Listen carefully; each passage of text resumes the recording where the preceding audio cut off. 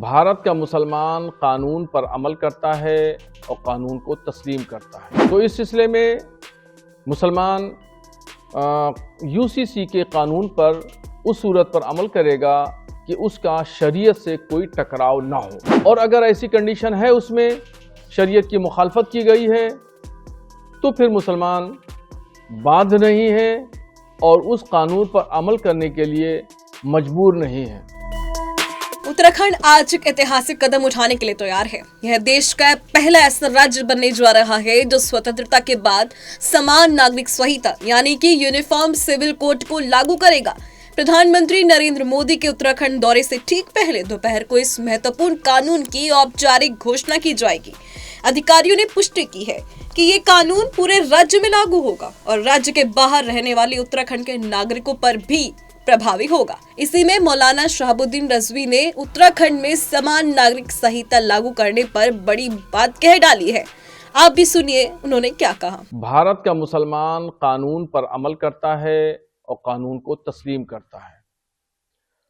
अब उत्तराखंड गवर्नमेंट ने जो यूसीसी को लागू करने का प्रोग्राम बनाया है और आज से उसको अमली जामा पहनाया जाएगा, तो इस सिलसिले में मुसलमान यूसीसी के कानून पर उस सूरत पर अमल करेगा कि उसका शरीयत से कोई टकराव ना हो और शरीयत के उसूलों से इनहराफ ना हो, उसकी मुखालफत ना हो।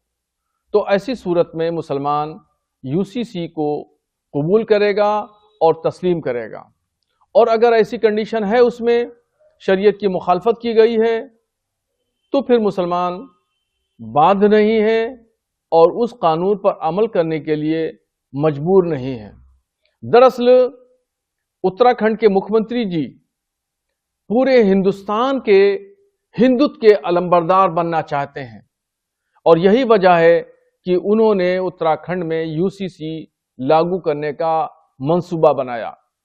ये मंसूबा उनका यकतरफा है।